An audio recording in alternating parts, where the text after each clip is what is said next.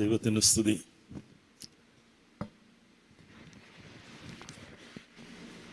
ഈ അനുഗ്രഹീത കൂടിവരവ് ധന്യമാക്കുന്ന ഭാരതത്തിൻ്റെ അഭിമാനവും നീതിപീഠത്തെ നീതിബോധത്തോടുകൂടി കൈകാര്യം ചെയ്തും റിട്ടയറായതിനു ശേഷവും പ്രതിഫലമൊന്നും ഗവൺമെൻറ്റിൽ നിന്നും ഏൽക്കില്ല, അങ്ങനെയുള്ള ജോലികളൊന്നും ചെയ്യില്ല എന്ന് തീരുമാനമെടുത്ത് നടപ്പിലാക്കിയ എല്ലാവരും ആദരിക്കുന്ന ക്രിസ്തുമാർഗം ജീവിതത്തിൽ സന്നിവേശിപ്പിച്ച ഒരു അനുഗ്രഹീത ജസ്റ്റിസാണ് റിട്ടയർഡ് ജസ്റ്റിസ് ഓഫ് സുപ്രീം കോടതി ജസ്റ്റിസ് കുര്യൻ ജോസഫ് സാർ. അദ്ദേഹത്തിൻ്റെ സാന്നിധ്യം ഇന്നത്തെ ഈ കൂടിവരവിന് ഒത്തിരി ധന്യമാക്കിയിരിക്കുന്നു. ഇവിടെ സെൻട്രൽ കമ്മിറ്റി മെമ്പേഴ്സും MJSSയുടെ പ്രസിഡന്റ് അഭിവന്യ അന്തിമോസ് തിരുമേനിയും ഇതിൻ്റെ സാരഥ്യം വഹിക്കുന്ന ജനറൽ സെക്രട്ടറി ശ്രീ PV ഏലിയാസും അടക്കം നമ്മുടെ MJSSയുടെ ഡയറക്ടേഴ്സ്, ഇൻസ്പെക്ടേഴ്സ്, അധ്യാപകർ തുടങ്ങി ഒരു റെപ്രസെൻറ്റേറ്റീവ് മീറ്റിംഗ് ആണ് ഇവിടെ ഇപ്പോൾ നടക്കുന്നത്. നിശ്ചയമായിട്ടും MJSSയുമായി ആഴത്തിലുള്ള ബന്ധമുള്ള ഒരു വ്യക്തിയാണ് ഞാൻ. ഇവിടെ സ്വാഗത പ്രസംഗത്തിൽ ഓർമ്മപ്പെടുത്തിയതുപോലെ നിരണം കൊല്ലം തുമ്പമൺ ഭദ്രാസനങ്ങളുടെ മെത്രാപ്പോലിത്തയായിരുന്ന അഭിവന്യ കുര്യാക്കോസ് മോർ കൊറിലോസ് തിരുമേനി കാലം ചെയ്തപ്പോൾ ആ സമയത്ത് പുണ്യശ്ലോകനായ തോമസ് പ്രഥമൻ ബാവ തിരുമേനിയാണ് എന്നെ MJSSയുടെ പ്രസിഡൻ്റായി പ്രഖ്യാപിച്ചതും ഞാൻ ആ ചുമതല ഏറ്റെടുക്കുന്നതും. 2 ടേം ഞാൻ MJSSയുടെ പ്രസിഡൻ്റായി ശുശ്രൂഷിക്കുവാനുള്ള ഭാഗ്യം എനിക്കുണ്ടായി. ധാരാളം വെല്ലുവിളികളുണ്ടായിരുന്ന ഒരു മേഖലയായിരുന്നു. എന്നാൽ ഏറ്റവും ക്രമമായി നമ്മുടെ സഭയിൽ ഏത് കാലത്തും പ്രവർത്തിച്ചിട്ടുള്ള ഒരു പ്രസ്ഥാനം എന്നുള്ള നിലയിൽ വലിയ ഖ്യാതി സഭയ്ക്കിടയിലും അതുപോലെ തന്നെ ഇതര സഭകളിലും യാക്കോബായ സുറിയാനി സഭയുടെ ഈ വലിയ പ്രസ്ഥാനത്തെക്കുറിച്ച് എല്ലാവരും ഉച്ചസ്വരത്തിൽ പറയുമായിരുന്നു എന്നുള്ളത് നമുക്ക് അഭിമാനിക്കാം. അനേകം മഹാരഥന്മാർ ഇതിന് നേതൃത്വം കൊടുത്തവർ ഇന്ന് നമ്മോടൊപ്പമില്ല. മൺമറഞ്ഞു പോയ പലരോടുമൊപ്പം എനിക്ക് ഈ ശുശ്രൂഷ ചെയ്യുവാനായിട്ട് സാധിച്ചിട്ടുണ്ട്.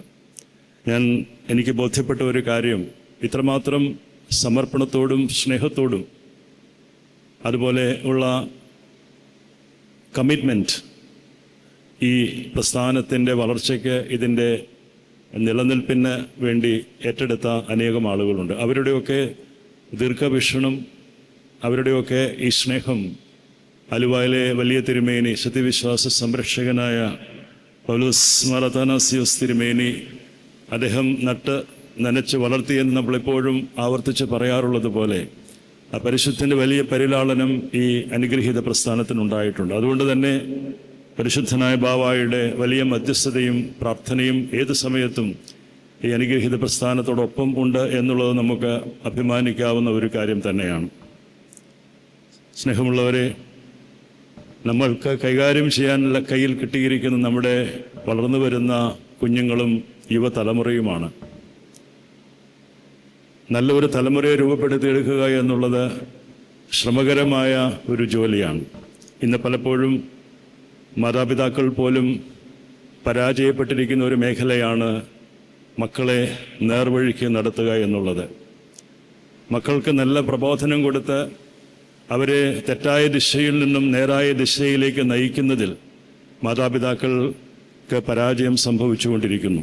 അതിൽ ക്രൈസ്തവ മാതാപിതാക്കളെന്നോ ഹൈന്ദവ മാതാപിതാക്കളെന്നോ അല്ലെങ്കിൽ മറ്റ് ഏതെങ്കിലും മതത്തിൽപ്പെട്ട മാതാപിതാക്കളെന്നോ വ്യത്യാസമൊന്നുമില്ല. ഇന്ന് വിലപിക്കുന്ന, മക്കളെ ഓർത്ത് കരയുന്ന അനേകം മാതാപിതാക്കൾ നമ്മുടെ സഭയിലുമുണ്ട്. നമ്മളത് മറന്നു പോകരുത്.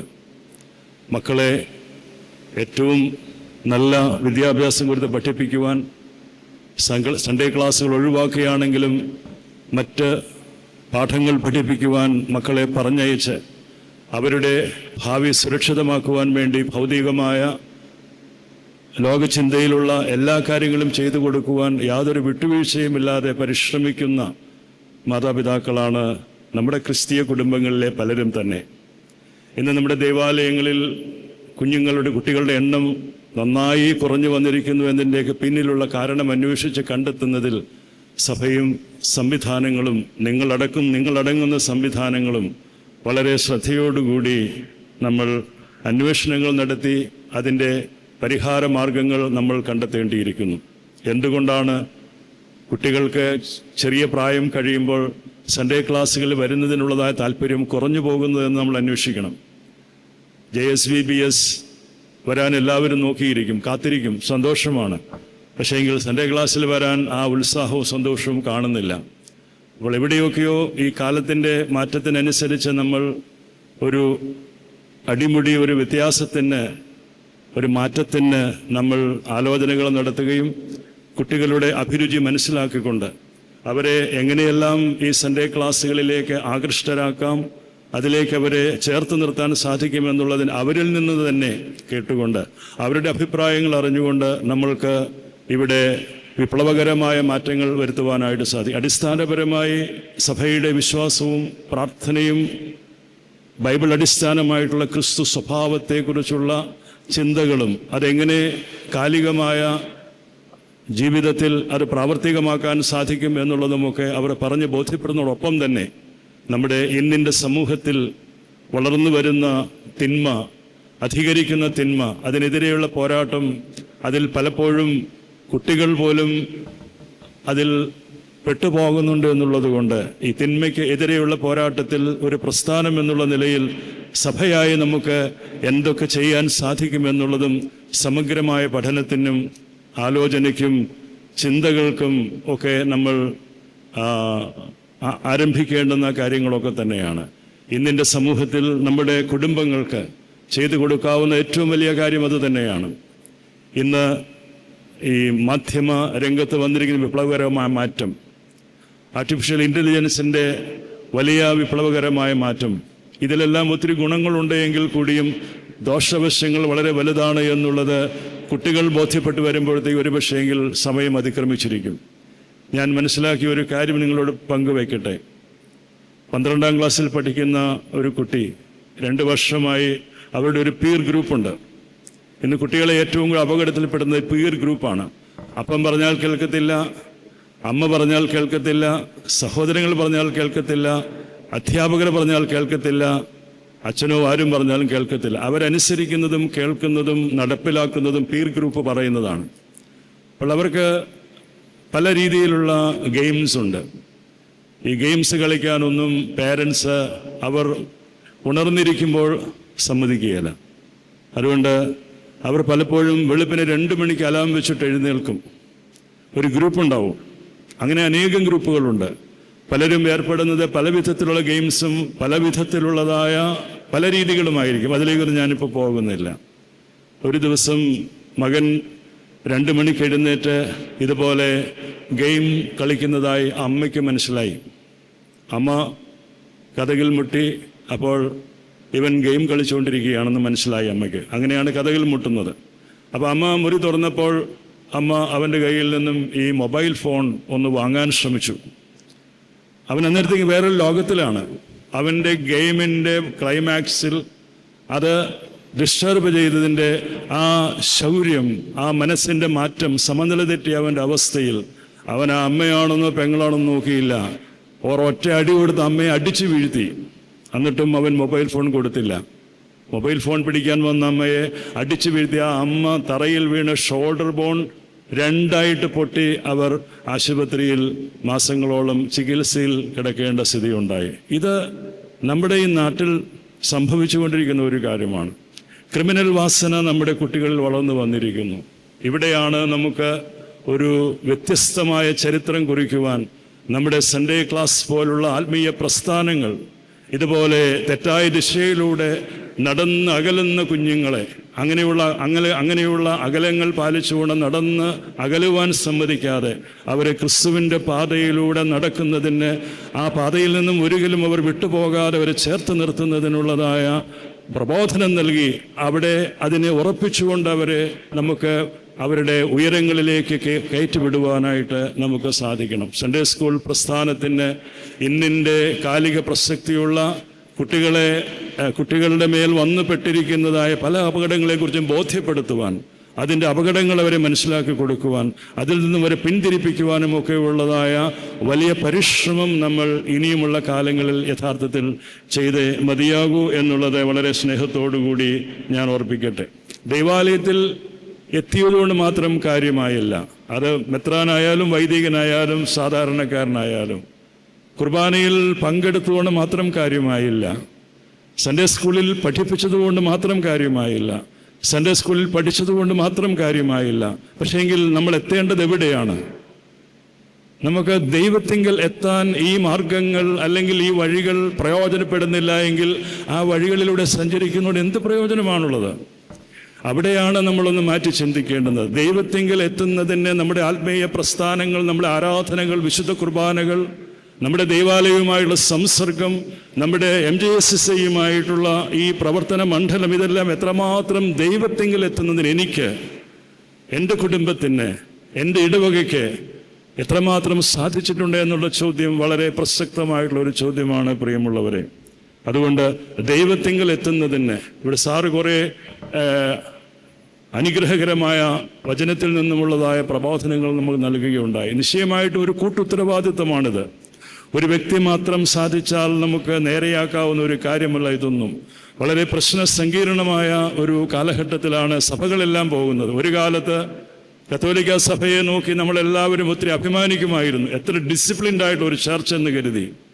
ഇന്ന് ക്രിസ്തീയ സഭകളെ എല്ലാം വികലമാക്കുന്ന രീതിയിൽ വളഞ്ഞിട്ട് ആക്രമിക്കുന്ന ഒരു വലിയ ശക്തി ഇതിൻ്റെയൊക്കെ പിന്നിൽ പ്രവർത്തിക്കുന്നുണ്ട് എന്ന് നമ്മൾ മനസ്സിലാക്കിയേ മതിയാകൂ. കത്തോലിക്ക സഭയിൽ മാർപ്പാപ്പ ഒരു കാര്യം പറഞ്ഞാൽ പിന്നെ അതിന് ആരും എതിര് പറയില്ലായിരുന്നു. ഇന്ന് അതിന് പോലും എതിര് പറയുന്ന, പ്രവർത്തിക്കുന്ന ആൾത്താരെ പോലും വികലമാക്കുന്ന രീതിയിലേക്ക് ആളുകൾ മാറിക്കഴിഞ്ഞിരിക്കുന്നു. നമ്മുടെ സഭയിലും വലിയ പ്രതിസന്ധികളും പ്രശ്നങ്ങളും ഒക്കെ ഉണ്ട്.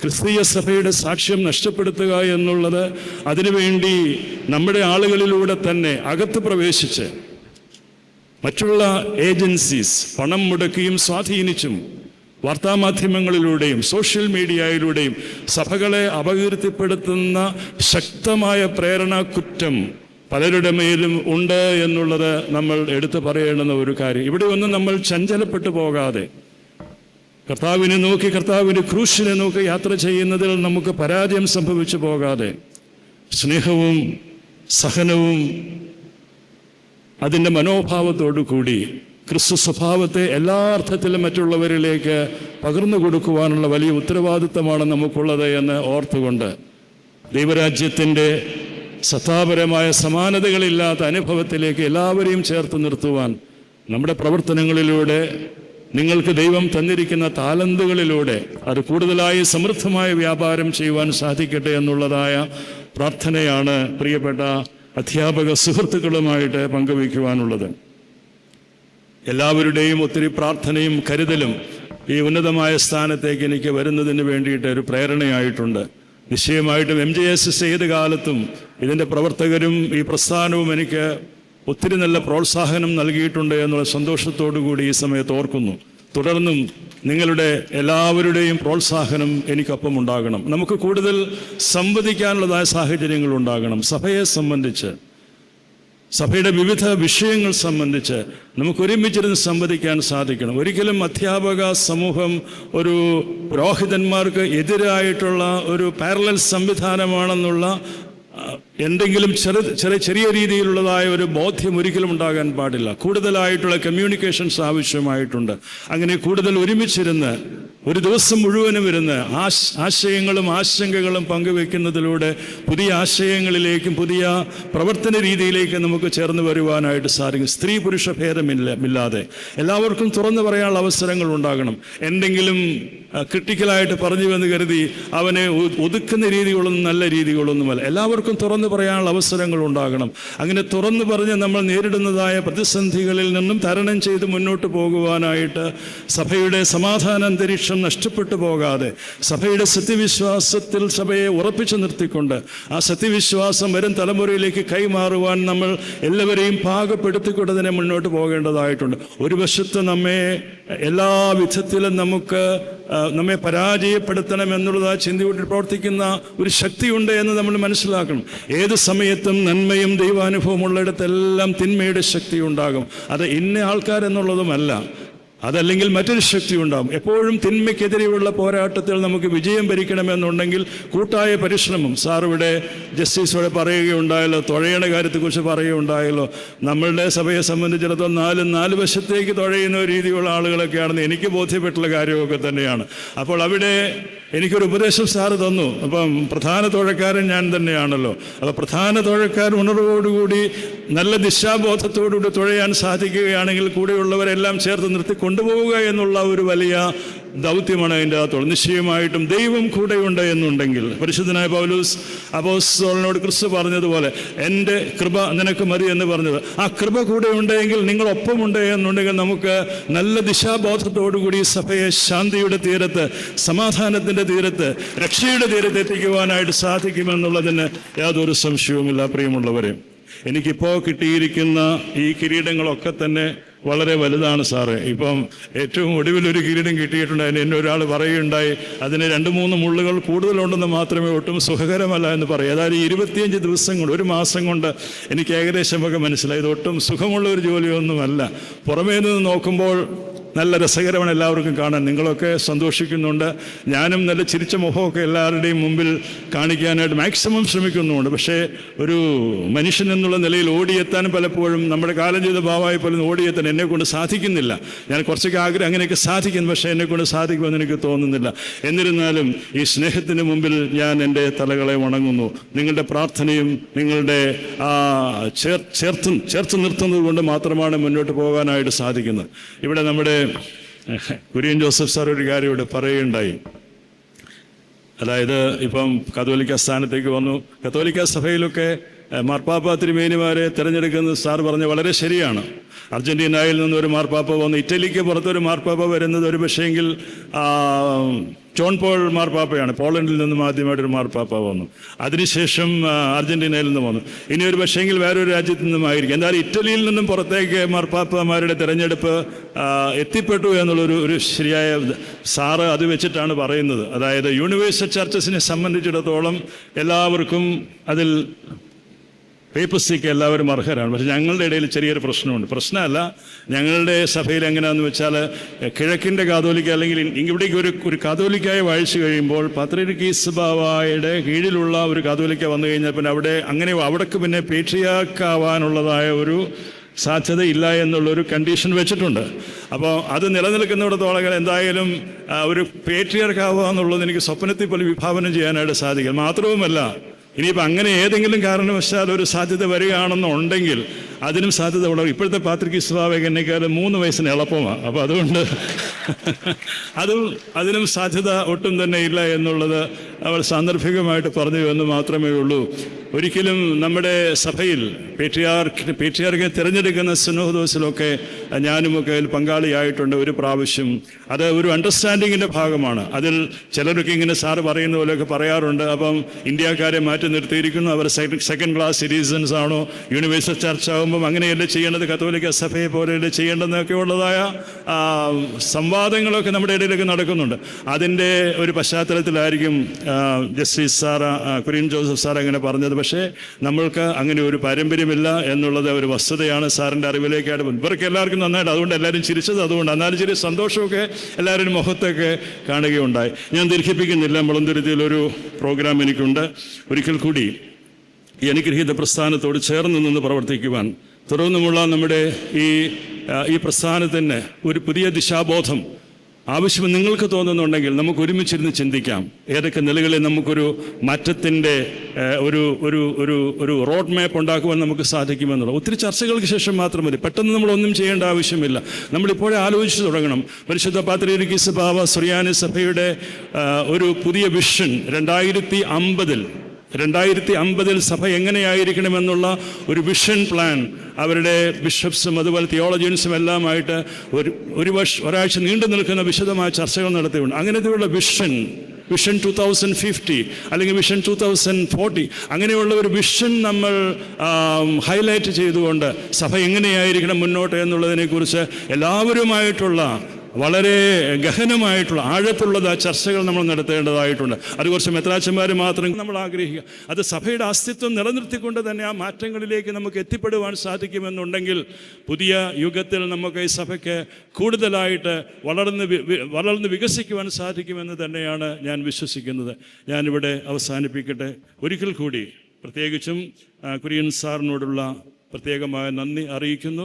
നിങ്ങളെല്ലാവരോടും ഇന്ന് ഇവിടെ കൂടി വന്നതിലും ബലഹീനനായ എന്നെ ഈ സ്ഥാനലബ്ധിയിൽ ആദരിച്ചതിലും സ്നേഹിച്ചതിലുമുള്ളതായ സന്തോഷം അറിയിക്കുന്നു. തുടർന്നുമുള്ള പ്രാർത്ഥനയും നിങ്ങളുടെ എല്ലാ വിധത്തിലുള്ളതായ ഉപദേശങ്ങളും ഡയറക്ഷൻസും ഒക്കെ ഞാൻ സ്വീകരിക്കുന്ന ഒരാളാണ്.